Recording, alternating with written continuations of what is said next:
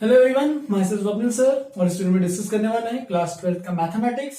हम लोग डिस्कस कर रहे थे स्पेशल टाइप्स ऑफ फंक्शन, जहां पे अपन ने लास्ट का एक टॉपिक पढ़ लिया था, greatest integer function, fractional part function, modulus function and signum function. ये सब फंक्शंस कवर कर लिए थे और मैंने कुछ होमवर्क दिया था, उस पर तुमने कुछ डाउट्स पूछे, तो एक एक करके सब डाउट डिस्कस करते हैं।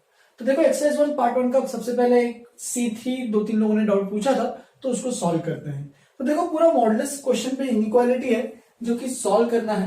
देखो, सबसे पहले मैंने बताया था मॉडुलस जहां पे भी आया, सबसे पहले क्या करोगे, केसेस बनाओगे।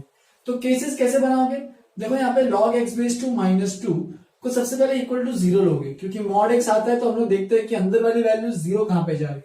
तो सेम चीज यहाँ पे भी log x base two is equal to two, तो x की वैल्यू 2 की पावर 2 यानी x की वैल्यू 4 एंड मतलब 4 जो है वो क्या है, इस मॉड का क्रिटिकल पॉइंट है। ठीक है, अब एक और चीज, अगर log x बेस टू रहे, हमारे पास ऐसे कुछ है log x बेस टू, तो यहाँ पे जो x की वैल्यू है वो कभी नेगेटिव हो सकती है क्या? नहीं, वो हमेशा पॉजिटिव ही जाएगी। ठीक है, तो x की वैल्यू पॉजिटिव है एंड x की वैल्यू 4 से पहले और 4 से आगे में दो केसेस बनेंगे। तो देखो, दो केस बना रहा हूं। केस 1, x बिलोंग्स टू 0 पे ओपन है, 4 पे यहाँ पे चलो क्लोज लेके देखते हैं एक बार। ठीक है, ये पहला केस एंड दूसरा case, case 2, x belongs to 4 से इंफिनिटी। तो दोनों केसेस को सॉल्व करेंगे, ध्यान देना अभी। तो 0 से 4 में चितो कोई वैल्यू पुट करके देख लो, चितो 1 लेते चलो, तो 1 पुट करोगे तो log 1 0 होता है, 0 माइनस 2, तो नेगेटिव वैल्यू आ रही है अंदर की, मतलब ये मॉड नेगेटिव से ओपन होगा।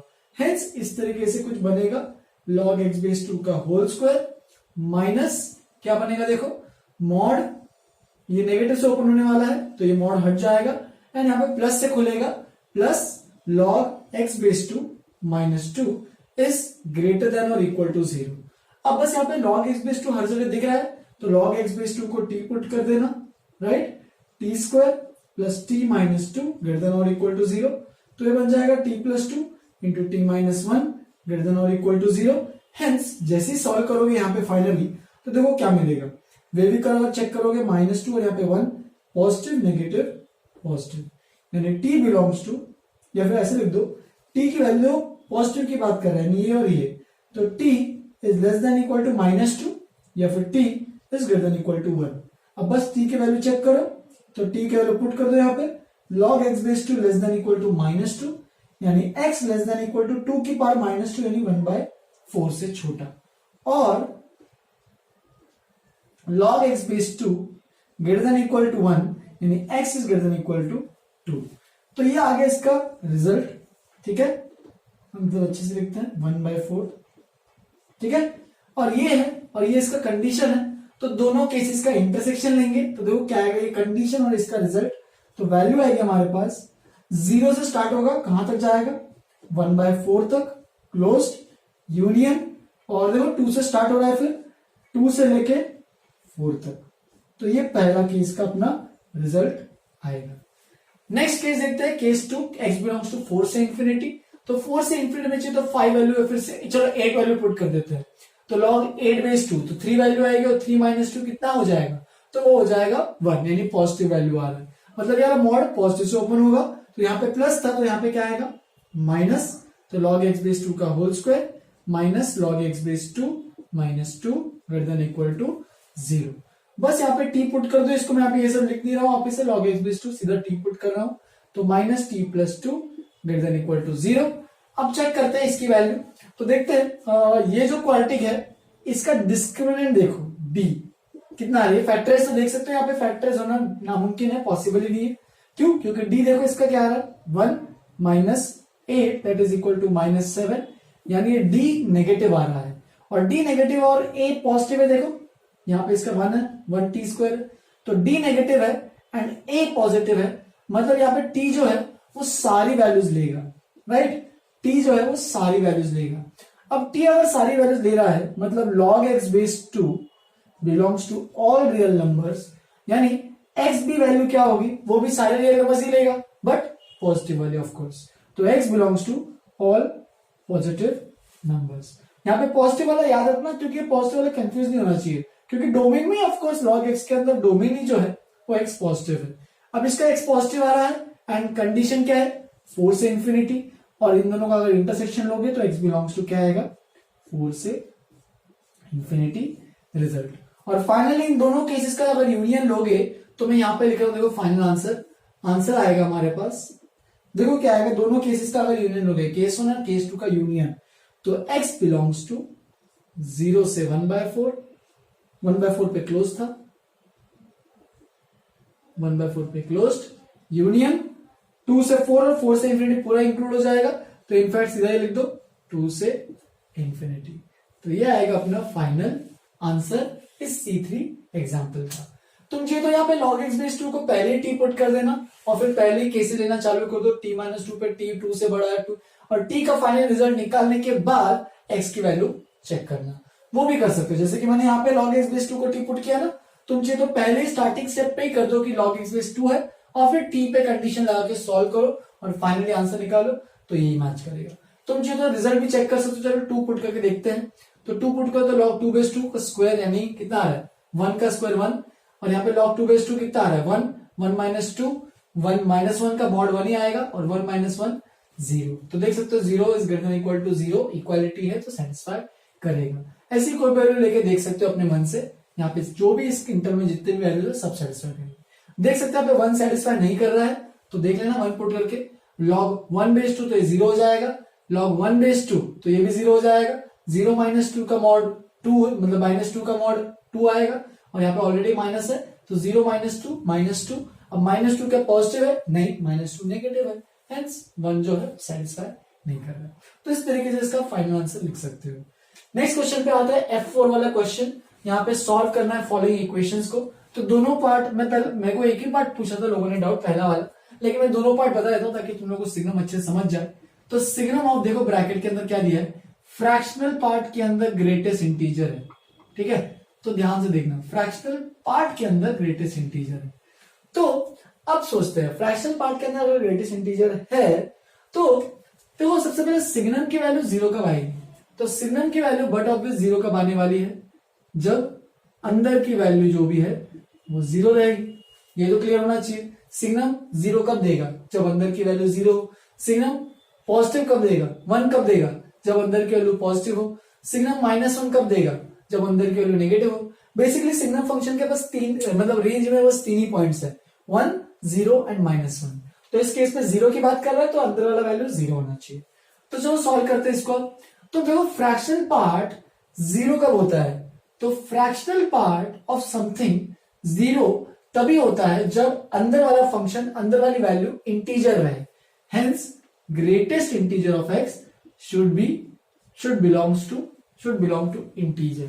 अब ध्यान से सोचो कि अगर greatest integer should belong to integer, तो क्या इस पे कंडीशन में क्लियर दिख ही रहा है कि ग्रेटेस्ट इंटीजर, नाम में ही देखो इंटीजर, तो ये ऑलरेडी ही इंटीजर है, इसका मतलब ये हमेशा इंटीजर रहने वाला है। हेंस यहाँ पे x की वैल्यू कोई भी वैल्यू उठा के पुट करो, x belongs to real numbers आएगा इसका रिजल्ट। जैसे कि x की वैल्यू 100 पुट करो तो 100 का ग्रेटेस्ट इंटीजर 100 और 100 का फ्रैक्शनल पार्ट 0 हो जाएगा और सिग्नम 0 रहने वाला है। ये देखो, ये मैं तुमको इसको तो रिजल्ट बताता हूं कि fractional part of greatest integer हमेशा 0 आने वाला है। सोचो क्यों, क्योंकि अंदर में ग्रेटेस्ट इंटीजर है तो वो तो इंटीजर वैल्यू देगा, और किसी भी इंटीजर का, ये मैंने प्रॉपर्टी बताई थी, किसी भी इंटीजर का फ्रैक्शनल पार्ट अगर निकालोगे तो हमेशा 0 ही आने वाला है। तो फर्स्ट पार्ट थोड़ा सिंपल ही था, करना चाहिए था, अगर सोच लेते अच्छा, अगर अच्छे सोचते तो ये भी हो जाता तुम्हारा। सेकेंड पार्ट पे आते हैं, सिग्नम ऑफ दिस इज -1, तो यहां पे लिख लेते पहले तो signum of x² - 2x - 8 equal to -1, यानी अब सिग्नम की वैल्यू -1 कब जाती है, जब अंदर की वैल्यू नेगेटिव रहे, यानी x² - 2x - 8 लेस देन 0। क्या इक्वल टू 0 ले सकते हैं क्या, बिल्कुल नहीं, क्योंकि इक्वल टू अगर 0 लेंगे तो ये वैल्यू क्या हो जाएगी 0, और सिग्नम 0 तो 0 होने वाला है। तो यहाँ पे बस लेस देन 0 करना, इक्वालिटी नहीं लेनी है। बस यहाँ पे फैक्टराइज करो, देखो फैक्टराइज हो रहा है -4 + 2 बिल्कुल हो रहा है, x² - 4x + 2x - 8 less than 0, यानी x - 4 एंड x + 2 दो केसेस, दो इंटरवल्स बन गए हैं। और अगर वेवी कर्व से देखोगे तो -2 और 4 positive negative positive, x belongs to -2 से 4 इसका फाइनल आंसर। तो बहुत लोगों ने सेकंड पार्ट कर लिया था अच्छे से, बट कोई दिक्कत नहीं, तभी मैंने बता दिया है, आना चाहिए बस सेकंड पार्ट। फिर आगे बढ़ते हैं F5 का सेकंड पार्ट, अच्छा क्वेश्चन था इसमें, तो इसको बस देखो क्वेश्चन में क्या पूछा है, find the number of solutions. मैंने तुम लोग को बहुत बार याद भी दिलाया है कि जैसे क्वेश्चन में नंबर ऑफ सॉल्यूशन देखोगे तो एक ही पहला मेथड तुम्हारे दिमाग में यही आना चाहिए कि ग्राफ से कुछ होगा, तो ग्राफ निकाल के करना है। तो signum of x square minus one है यहाँ पे, और वहां पे एक्स प्लस वन का होल स्क्वायर है, तो signum of x square minus one, चलो इसका पहले ग्राफ बनाएंगे, ठीक है। तो वो डिपेंड करेगा अंदर वाली वैल्यू नेगेटिव, पॉजिटिव या जीरो। तो चलो मैं सीधा अंदर वाली वैल्यू की बात करता हूं, एक्स स्क्वायर माइनस वन, जिसको लिख सकते हैं हम लोग क्या, x plus one into x minus one, right. अब देखो दो क्रिटिकल पॉइंट्स है, माइनस वन और वन, वन के आगे में पॉजिटिव, माइनस वन के बीच में, माइनस वन के बीच में नेगेटिव, इधर पॉजिटिव, ये वेवी कर्व मेथड होता है, ठीक है। अब देखो पॉजिटिव नेगेटिव पॉजिटिव ये आ गया, मतलब तुम्हें एक चीज क्लियर हो गई कि वैल्यू जीरो कहां पे जा रही है, जब एक्स की वैल्यू वन या माइनस वन रहे, वैल्यू पॉजिटिव कहां पे रह रही है, माइनस वन से छोटी में या फिर वन से बड़ी में, और वैल्यू नेगेटिव कहां आ रही है, माइनस वन और वन के बीच में। तो देखो मैं सीधा इसका रिजल्ट लिखता हूं तुम्हारे सामने, तो इसको समझना कोशिश करना समझने की। बेसिकली तीन केसेस आएंगे, 1 0 and minus one, but obvious है तो पता ही होना चाहिए, सिग्नम का रेंज तो तीन ही वैल्यूज प्रोवाइड करेगा, 1 0 एंड माइनस वन। वन कब आएगा, जब अंदर की वैल्यू पॉजिटिव रहे। अब अंदर की वैल्यू पॉजिटिव कब रहेगी, देखो जब x बिलोंग्स टू, ये देखो पॉजिटिव एंड ये positive, x belongs to minus infinity से माइनस वन यूनियन वन से इंफिनिटी। यहां पे सब पे मैंने ओपन रखा है। फिर जीरो कब आएगा, देखो जब x की वैल्यू प्लस या माइनस वन हो जाए तब जीरो आ जाएगा। एंड सिमिलरली माइनस वन कब रहेगा, जब x की वैल्यू देखो नेगेटिव कब आ रहा है, अंदर की वैल्यू नेगेटिव कब बन रही है, जब माइनस वन और वन के बीच में हो। तो ये सबसे पहले सबको बनाना आना चाहिए, उसके बाद ही ग्राफ बना सकते हैं अपन। देखो ध्यान से देखना ग्राफ कैसे बनेगा, तो माइनस वन और ये वन, ये पॉइंट मैंने प्लॉट कर दिया। फिर देखो अभी ग्राफ बनाते हैं इसका, ग्रीन से मैं ग्राफ बना रहा हूं, तो माइनस वन और वन पे वैल्यू जीरो आ रही है, मतलब इसको डार्क कर दो, माइनस वन और वन पे, माइनस वन और वन के बीच में वैल्यू माइनस वन आ रही है, तो देखो यहां पे ऐसे मार्क कर लेते हैं माइनस वन, राइट, नीचे माइनस वन, और माइनस वन के आगे में वैल्यू प्लस वन है, और माइनस वन के पहले वैल्यू प्लस वन है। देखो माइनस इंफिनिटी से माइनस वन, वन से इंफिनिटी में वैल्यू क्या आ रही है, प्लस वन। तो देखो जो भी मैंने ग्रीन वाला ग्राफ बनाया वो है लेफ्ट हैंड साइड का ग्राफ। अब बचा राइट हैंड साइड का ग्राफ, उसको बनाना बहुत आसान है, तो देखो मैं उसको भी बना दूंगा फटाफट। तो x प्लस वन का होल स्क्वायर है, तो जब भी एक्स स्क्वायर का ग्राफ बनता है y equal to X square, तो ये सबको पता ही होना चाहिए कि ये अपवर्ड ओपनिंग पैराबोला बनता है, जिसमें तो कोई दिक्कत नहीं होनी चाहिए सबको। लेकिन यहाँ पे क्या है, x प्लस वन का होल स्क्वायर है, तो x प्लस वन का होल स्क्वायर वैसे रहेगा, सेम ग्राफ बनेगा, बस क्या होगा कि यहाँ पे यहाँ पे देखो जीरो कहां पे दे रहा है, जीरो पे वैल्यू जीरो आ रही थी, यहाँ पे जीरो वैल्यू कब आएगी, जब x की वैल्यू माइनस वन रहेगी। यानी देखो यहाँ पे वैल्यू पुट करके चेक कर सकते हो, जीरो पुट करोगे तो कितना आएगा, वन, माइनस वन पुट करोगे तो जीरो, ठीक है। एंड ऑफकोर्स और भी अगर निकालोगे माइनस टू पुट करोगे तो भी वन। तो देखो इस तरीके से कुछ ग्राफ बनेगा, डॉटेड बना रहा हूं, ठीक है, देखना ध्यान से, ये इस तरीके से कुछ ग्राफ आएगा। जो भी हमारा डॉटेड वाला ग्राफ बना है वो किसका ग्राफ है, एक्स प्लस वन का होल स्क्वायर का ग्राफ है। अब बस तुम्हें चेक क्या करना है कि जो डॉटेड वाला ग्राफ है ब्लैक कलर का एंड जो ग्रीन कलर का ग्राफ है वो एक दूसरे को कितने पॉइंट्स में मीट कर रहे हैं। तो देख सकते हो यहाँ पे एक पॉइंट तो आ ही रहा है, डायग्राम में दिख ही रहा है कि ये जो माइनस वन वाला पॉइंट है वो दोनों पे इंटरसेक्ट कर रहा है, एंड ऑफकोर्स ये वाला भी एक पॉइंट आ रहा है जो दो पॉइंट्स में इंटरसेक्ट कर रहा है। मतलब नंबर ऑफ सॉल्यूशंस कितने आने वाले हैं, दो, हेंस इसका आंसर आएगा 2, number of solutions equal to 2।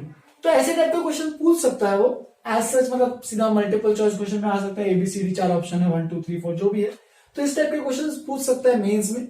तो अच्छे क्वेश्चन इन क्वेश्चंस को आना चाहिए। तुम यहाँ पे सोल्यूशन बैठ के निकाल भी सकते हो। देखो यहाँ पे माइनस वन है इस पर्टिकुलर केस के लिए, क्योंकि थोड़ा आसान है। देखो यहाँ पे माइनस वन है, एक तो दिख ही रहा है। देखो यहाँ पे माइनस वन प्लस वन करोगे तो जीरो आ जाएगा, यहाँ पे माइनस वन पुट करोगे तो वन माइनस वन जीरो, और सिग्नम जीरो जीरो आ जाएगा। सिमिलरली यहाँ पे माइनस टू पुट करो, देखो माइनस टू पुट करोगे तो कितना आएगा, माइनस टू प्लस वन का होल स्क्वायर, तो ये बन जाएगा माइनस वन का होल स्क्वायर, यानी राइट हैंड साइड में वैल्यू वन आ रही है। और सिमिलरली यहाँ पे माइनस टू पुट करो तो माइनस टू का square four, four minus one three, और थ्री का सिग्नम अगर निकालोगे, थ्री तो पॉजिटिव वैल्यू है, तो थ्री का सिग्नम कितना आएगा, वन आएगा। तो देखो दोनों की वैल्यू मैच कर रही है, यहाँ पे दो सॉल्यूशंस आ रहे हैं।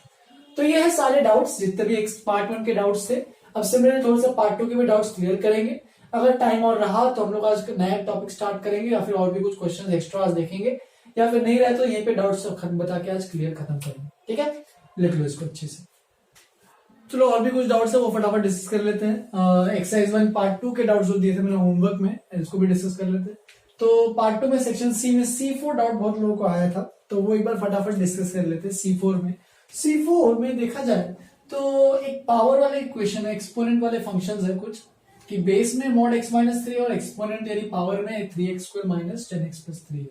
तो उसने पूछा इसके नंबर ऑफ रियल सोल्यूशंस कितने हैं। तो देखो सबसे पहले तुम्हें एक चीज क्लियर होनी चाहिए, अगर x की पावर a या फिर चलो x की पावर y लेते हैं, अगर x की पावर y 1 है तो मुझे बता तुम लोग के पास कौन कौन से केसेस दिखते हैं। तो x की पावर y 1 है तो first of all A option, x की वैल्यू 1 होनी चाहिए, 1 और y की वैल्यू कुछ भी हो चलेगा। सेकेंड ऑप्शन y की वैल्यू 0 होनी चाहिए और x की वैल्यू कुछ भी हो चलेगा। और थर्ड ऑप्शन x की वैल्यू -1 एंड y की वैल्यू क्या होनी चाहिए, इवन। y शुड बी, आप लिखते हो y शुड बी इवन। तो ये बेसिकली 3 केसेस बनते हैं यूजुअली इसमें, x की पावर y जो भी बनता है तो वही 3 केसेस का यहाँ पे यूज करने वाले हैं। तो सबसे पहले हम लोग क्या करेंगे, सबसे पहला केस mod x माइनस 3 की वैल्यू 1 हो जाए तो क्या, तो देखो mod x माइनस 3 1, तो x minus 3 equal to plus minus 1 यानी x equal to 3 plus minus 1, तो x की वैल्यू क्या क्या आ रही है 4 एंड x की वैल्यू दूसरी क्या आ रही है 2। तो 4 और 2 तुम चेक भी कर सकते हो, 2 और 4 सेटिस्फाई कर रहा है कि नहीं, ऊपर में पुट करके चेक कर सकते हो। ठीक है, तो ऊपर में देखोगे तो ये क्या बन जाएगा, 2 पुट करोगे तो 2 स्क्वायर 4 3 12, 12 प्लस 3 कितना हो जाएगा, तो 12 प्लस 3 15 और 15 माइनस 20, तो नेगेटिव वैल्यू आ रही है पर फर्क क्या पड़ रहा है, 1 की पावर एनीथिंग तो 1 ही आने वाला है। तो मतलब 2 ही वैल्यूज यहाँ पे आएंगे, 1 की पावर 1 मतलब 1 की पावर एनीथिंग, तो ये बन जाएगा 2 एंड 4। तो दो सॉल्यूशंस तो आ गए। केस 2 में कौन सा, कि यहाँ पे और यहाँ पे देखो पावर में अगर 0 हो जाए तो कब 0 होगा वो भी देखना पड़ेगा। तो देखते हैं पावर में 0 हो गया तो क्या मिलेगा यहाँ पे, तो ये बन जाएगा 3x² minus 9x plus 3 minus x plus 3 is equal to 0। तो देख सकते हो ये बन रहा है 3x माइनस 1, देखो सही है क्या, बिल्कुल, और एक बन रहा है x माइनस 3 यानी x की वैल्यू आ रही है 1/3, 3।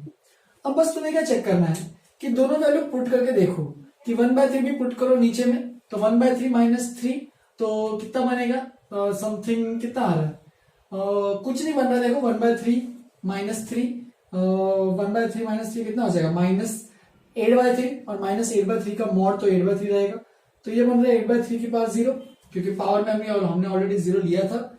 और यहाँ पे अगर 3 पुट करेंगे तो देखना यहाँ पे क्या बन रहा है, यहाँ पे बनेगा 0 की पावर 0।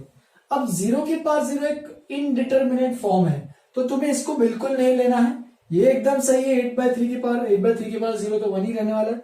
लेकिन 0 की पावर 0 एक इनडिटर्मिनेट फॉर्म होता है, क्योंकि देखो डिनोमिनेटर भी 0 हो रहा है एंड न्यूमरेटर भी 0 हो रहा है, मतलब दोनों डिनोमिनेटर बोल रहा हूँ, बेस भी 0 हो रहा है, एक्सपोनेंट पावर भी दोनों 0 हो रहा है।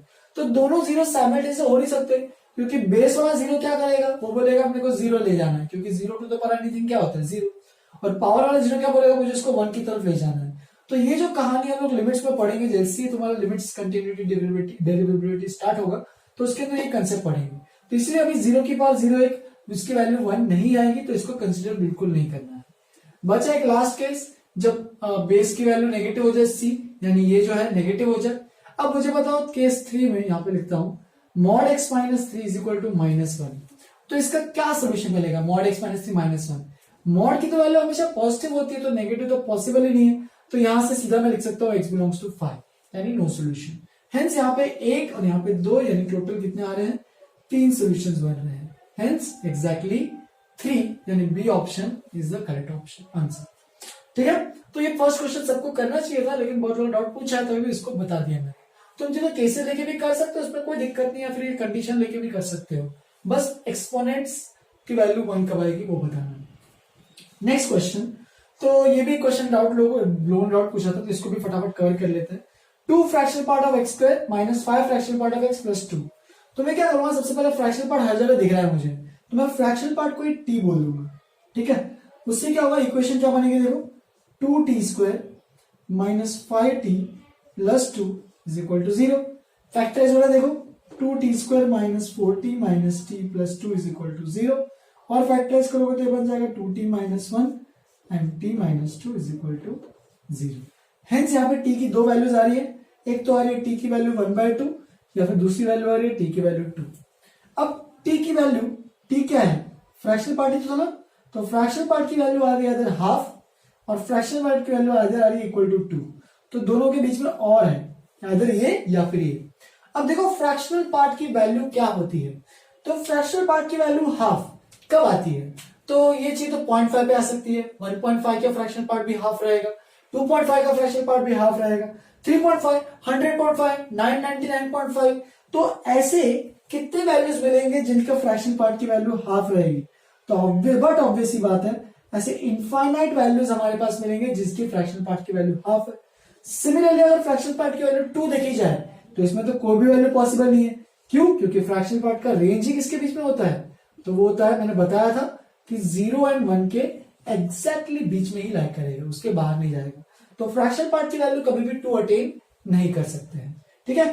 इसीलिए यहां पे इधर देख सकते हो x की वैल्यू इनफाइनाइट वैल्यूज है, और वो कौन कौन सी है, सारे 0.5 के ऐसे कुछ टाइप्स, मतलब 0.5, 1.5, 2.5, 3.5, माइनस 0.5, माइनस 2.5, माइनस 100.5, प्लस 1000.5, जो भी है, बस 0.5 लास्ट में आया तो उसका फ्रैक्शनल पार्ट हाफ। तो इसीलिए यहाँ पे कौन सा ऑप्शन मार्क करना पड़ेगा, बी ऑप्शन जो है वो करेक्ट आंसर है अपना। नेक्स्ट F3 क्वेश्चन पे आते हैं। F3 में एक क्वेश्चन में डाउट था लोगों को, तो देख लो एक बार F3 क्वेश्चन को भी ध्यान से। तो F3 क्वेश्चन में let Fn is equal to half, यहाँ पे जो बॉक्स का मतलब ग्रेटेस्ट इंटीजर दिया हुआ है, Fn की वैल्यू दी है, बस n के टर्म्स में है, देख सकते हो, और समेशन तुम्हें निकालना है 1 से लेके दिस। तो देखो मुझे निकालना क्या है, F1 plus F2 plus F3 plus so on till कहां तक निकालना है मुझे, F151। तो चलो स्टार्ट करते हैं F1 से, इसको मैं हटाता हूं, यहां पे लिख देना तुम लोग y1 जो भी था।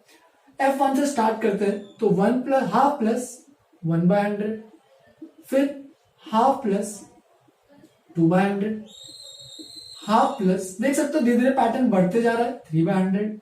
अब सोचो इसकी वैल्यू वैसे कितने आएगी, हाफ प्लस, हाफ की वैल्यू 0 मतलब आधी है 1 से, ठीक है, हाफ की वैल्यू मतलब 0.5 है, और 100 की वैल्यू देखोगे तो कितना आएगा, 0.51। तुम चाहे तो चेक भी कर सकते हो, देखो ऐसे कुछ आएगा 0.51 ही आ जाएगा, टोटल दोनों का ऐड करेंगे, क्योंकि 0.1 और 0.01 और ये 0.5। सिमिलरली अगर आगे जाओगे तो 0 कितना आएगा, ये आएगा 0.52 आएगा, सिमिलरली 0.53 आएगा। तो सोचते जाओ कि ऐसे कहां तक वैल्यू, अब इसके अगर ग्रेटेस्ट इंटीजर की वैल्यू निकालेंगे तो ये तो 0 आने वाला है, सिमिलरली ये भी 0 आने वाला है, ये भी 0 आने वाला है। तो ऐसे कब तक 0 आएगा, जब तक ये वैल्यू 1 नहीं आ जाए।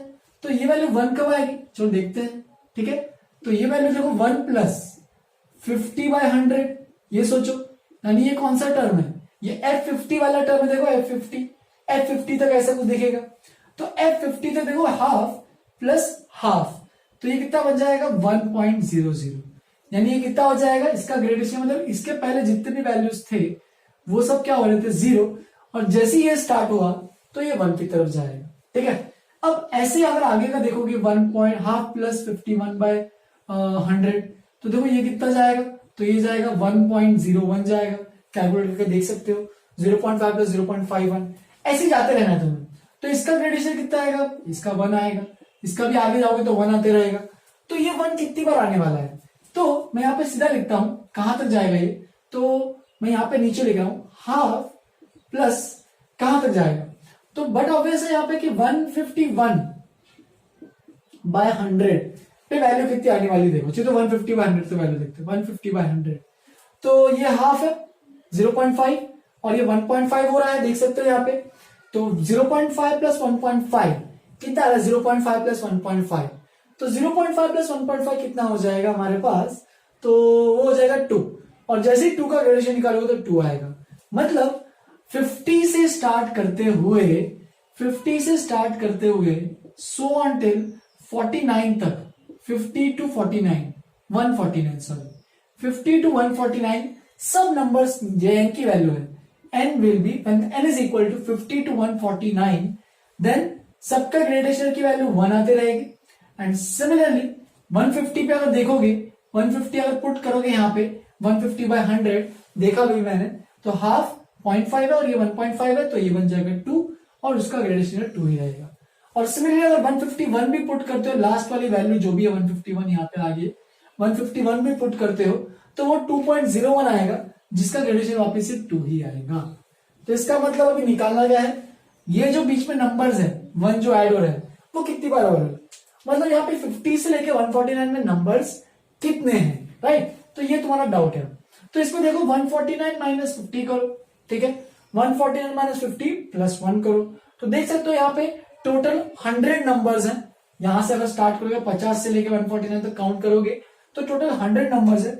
यूजुअली काउंट कैसे करते हैं, तो देखो अगर हमारे पास सपोज स्टार्टिंग नंबर ए दिया है और एंडिंग नंबर बी दिया है, तो हम लोग क्या करते हैं, फाइनल जो नंबर है माइनस इनिशियल जो नंबर है वो करते हैं और प्लस 1 भी करते हैं, ठीक है, क्योंकि अपन यहाँ पे एंड पॉइंट्स को गिन रहे हैं, माइनस करने से एंड पॉइंट्स एक हट जाता है।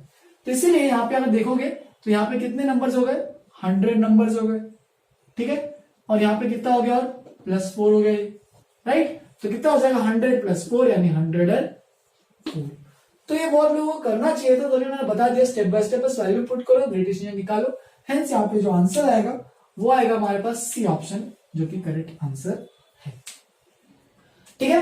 ये एक अच्छा क्वेश्चन था, F3 को समझो, इसको ज्यादा डिफिकल्ट नहीं था, बस अच्छा है, तुम्हें याद होना चाहिए अच्छे से कैसे करना है, ग्रेडेशन की प्रॉपर्टी समझ में आनी चाहिए।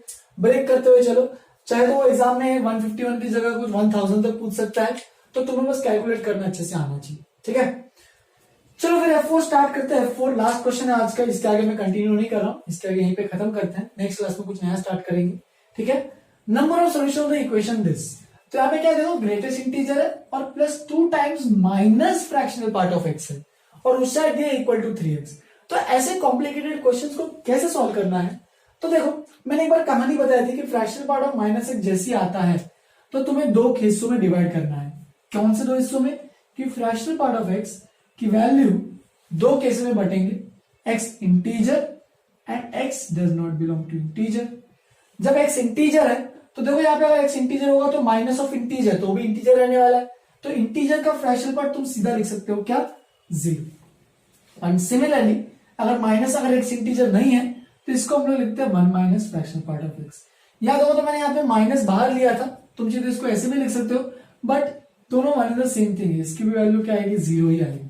तो x इंटीजर है तो फ्रैक्शनल पार्ट ये वाला 0 हो जाएगा, और x इंटीजर नहीं है तो इस तरीके से। तो चलो स्टार्ट करते हैं केसेस से। Case 1, x belongs to integer, बहुत सिंपल वाला केस लेते हैं, और तुम लोगों को याद तो होगा ही, x = i + f है, i ग्रेटेस्ट इंटीजर होता है, f फ्रैक्शनल पार्ट x होता है। चलो स्टार्ट करते हैं। अगर x इंटीजर है तो इसका मतलब f की वैल्यू 0 है, तो बस देखो क्या क्या मिलेगा, तो ये हो जाएगा i + 2 टाइम्स 0, ऑब्वियस सी बात है, = 3 टाइम्स x। x की वैल्यू क्या है, i + f, तो i + f तो 0 है क्योंकि इंटीजर ही है ये, तो ठीक है। तो देख सकते हो यहाँ पे कितना आ रहा है, तो ये बन जाएगा i और ये बन जाएगा 3i। तो देख सकते हो यहाँ पे i = एक ही ऑप्शन बन रहा है जो कि i = 0। एंड अगर i इंटीजर है, i 0 वैल्यू आ रही है, मतलब इसका मतलब x की वैल्यू i + f है और f 0 है, तो x की वैल्यू 0 एकदम सही से सेटिस्फाई कर रहा है। तुम चाहे तो चेक भी कर सकते हो, 0 का ग्रेडेशन है 0 का फ्रैक्शनल पार्ट 0 + 0 0 और यहाँ पे भी 0, तो x की वैल्यू 0। एक ही एक ऐसा केस बन रहा है जिसमें इंटीजर बन रहा है। बचा दूसरा केस, केस 2, तो इसको भी देख लेते हैं फटाफट। x does not belong to integer, तो यहाँ पे जो भी नॉन इंटीजर वाले वैल्यूज है उनको देखना है। तो यहाँ पे x = अच्छे से लिखना i + f, ठीक है। यहाँ पे f 0 नहीं आएगा क्योंकि इंटीजर नहीं है। तो देखो सॉल्व करते अच्छे से, तो ये वापस से ग्रेडेशन x है तो वो बन जाएगा i। ये क्या बनेगा, देखो फ्रैक्शनल पार्ट अगर इंटीजर नहीं है तो 1 माइनस फ्रैक्शनल पार्ट x बनेगा, तो 2 times 1 minus fractional part x होता है हमारे पास f, क्योंकि x फ्रैक्शनल पार्ट x ही है ना, बताया था मैंने। फिर = 3 और x की जगह i + f। बस यहां से ओपन करके सॉल्व करना है। Next step, i + 2 - 2f = 3i + 3f। तो यहां से फटाफट निकालते वैल्यू, देखो f की क्या वैल्यू आएगी, तो वो आएगी 2 - 2i/5। तो देख सकते हो ये वैल्यू आ रही है। फर्दर और सॉल्व करते हैं, मैं इसको थोड़ी सी जगह बना रहा हूं, थोड़ा हटा के। तो देखना f की वैल्यू किसके बीच में रखोगे, तो 0 और 1 के बीच में। लेकिन याद रखना यहाँ पे 0 पे जैसे यहाँ पे मैंने हटाया f की वैल्यू 0 नहीं ले सकते, क्योंकि f अगर 0 हो गया तो x तो इंटीजर बन जाएगा, लेकिन मुझे x इंटीजर नहीं चाहिए। तो x की वैल्यू 0 और 1 के बीच में होनी चाहिए, तो f की वैल्यू 0 1 के बीच में ली और f की वैल्यू पुट कर दी।